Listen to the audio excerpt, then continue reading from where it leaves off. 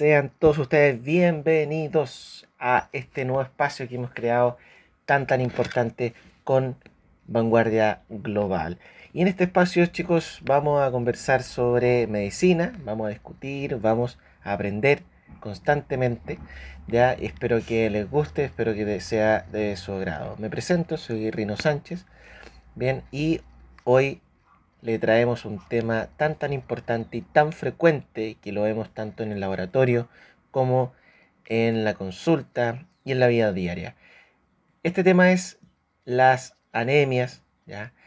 Una patología tan frecuente de la serie roja y que está caracterizado por qué cosa? Por la disminución de la masa eritrocitaria habitual.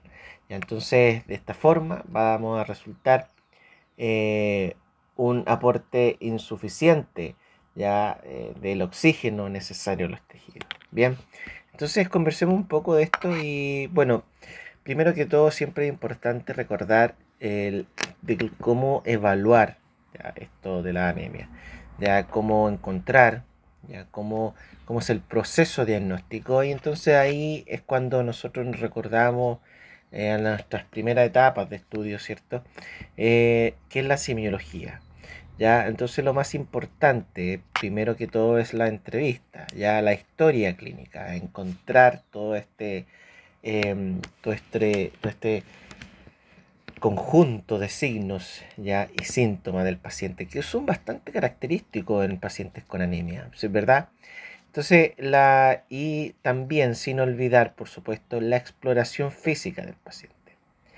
Además de eso, importantes son los exámenes de laboratorio que, por supuesto, nos van a permitir diagnosticar y confirmar esta anemia. Bien, y eso, el examen de laboratorio tan importante es el hemograma, en donde vamos a determinar el número de Matías, por ejemplo, que en realidad suele ser normal, que puede ser normal. ¿Ya? También encontramos otro elemento súper importante que es la hemoglobina, el hematocrito, los índices reticulocitarios también, que encontramos el BCM, el HCM y por último la determinación de reticulocitos. Bien, además de eso, además del hemograma, debemos solicitar estudios de complemento del metabolismo férrico, ya la morfología eritrocitaria, no se olviden de eso, en frotis de sangre periférica, que en realidad muchas veces es una solicitud bastante opcional, ¿verdad? Ahora, dentro de los valores normales siempre tenemos que discutir esos conceptos, ya que para poder definir el concepto de anemia tenemos que definir la parte normal, ¿ya? Primero normal y después patológica, ustedes comprenderán. Entonces, los glóbulos rojos, los hematíes, varían dentro del varón y la mujer, ¿ya? En cuanto al varón, tiene un límite inferior de 4,5 y un límite superior de 5 millones por milímetro cúbico. Y en el caso de la mujer, de 4 a 4,5. Bien, en la misma unidad de medida. En cuanto a los reticulocitos, encontramos entre 1 a 2%. Y la hemoglobina, fíjense bien que también va a variar ya de varón a mujer. En el varón encontramos 13 a 18 gramos por decilitro, ¿ya?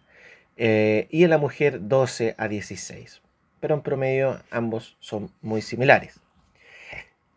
Cuando conversamos del hematocrito existen valores en porcentaje también de 40-50% y los valores de la BCM están dentro del 80 a 100 femtolitros, ¿ya? Esos son los valores más importantes. Aparte también encontramos la HCM de 28 a 32, el valor normal, ¿ya? Y en cuanto a los tipos de anemia, encontramos varios, ¿ya? Y eso yo creo, bueno, ustedes comentarán, ¿ya? En los comentarios si desean describir algún tipo de anemia particular, ¿ya? Pero hoy nos vamos a revocar solamente en términos generales. Bien, entonces las anemias se pueden clasificar siguiendo distintos criterios. Primero, microcíticas, ¿ya? En donde la BSM está baja y ahí encontramos anemias tan prevalentes como la anemia ferropénica, alta, que es la más, como bien dije, la más frecuente. También encontramos talasemias, hemoglobinopatías, bien, anemia de tipo inflamatorio, sideroblásticas, uremia, intoxicación por plomo, bien. Y cuando son normocíticas, es decir, con un volumen corpuscular medio normal, ya encontramos también anemia de tipo inflamatorio, que es la más frecuente dentro de esta clasificación. También encontramos hemolíticas, anemia aplásicas, que son la gran mayoría de estas, el mixedema, las pérdidas de agua, la invasión medular, la hepatopatía, entre otras. Bien. En cuanto a las anemias macrocíticas, es decir, como dice su nombre, cuando tienen un volumen corpuscular medio mayor ya, de lo normal, aquí encontramos anemias megaloblásticas, hepatopatías crónicas, sobre todo alcoholismo, síndrome mielodisplásico, entre otros. Bien, entonces también encontramos otro criterio que es el criterio morfológico, en donde el primer concepto va a ser el de volumen, ¿ya? Em, que es el que conversamos. También encontramos con un contenido de hemoglobina, es decir, con el color, ¿ya? Es decir, cuando son hipercromáticas o normo o hipocromáticas, y eso va a variar según el HCM, si es mayor o menor a 32 o 28 de valor, ¿ya? Entonces también tenemos un criterio etiopatogénico, ya, en donde encontramos anemia regenerativa o periféricas, y un criterio hipo o arregenerativo o centrales también. Ya, en caso de la regenerativa encontramos las anemias hemolíticas, hemorragias agudas o crónicas también. Aquí en donde se produce un aumento de reticulocitos por destrucción aumentada de los hematíes o pérdidas sanguíneas importantes.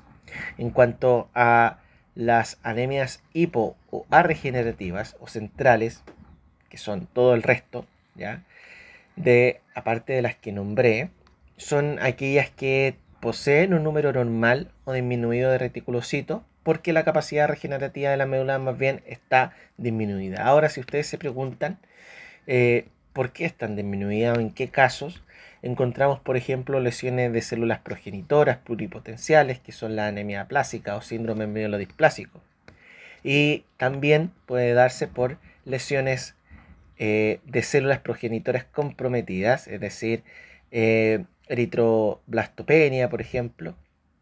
Y por último encontramos trastornos en la maduración de precursores eritropoyéticos, es decir, por un déficit de la síntesis de hemoglobina, es decir, una anemia ferropénica, o más bien un trastorno a nivel del DNA, que vendría siendo una anemia megaloblástica. Bien, entonces eso con respecto a las clasificaciones.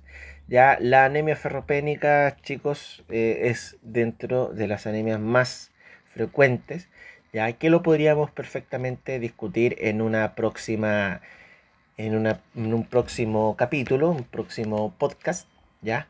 Y por último me gustaría comentarles que los reticulocitos son los precursores más inmediatos de los eritrocitos y suelen presentar entre el 1 o el 2% del total de glóbulos rojos en la sangre periférica, ¿ya?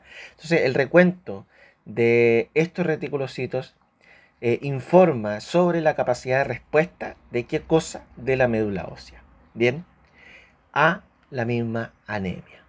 Entonces eso, muchachos, eso es lo que les quería comentar, bastante sencillo, un pequeño recuerdo de 10 minutos en donde hablamos de anemia, y espero que lo apoyen y comenten en los comentarios qué otro tema les gustaría conversar del mismo tema, quizás de la misma anemia, o puede ser otro tema, cualesquiera que ustedes deseen. Bien, entonces nos estamos viendo y muchas gracias por llegar hasta este punto del podcast. Nos vemos en una próxima entrega.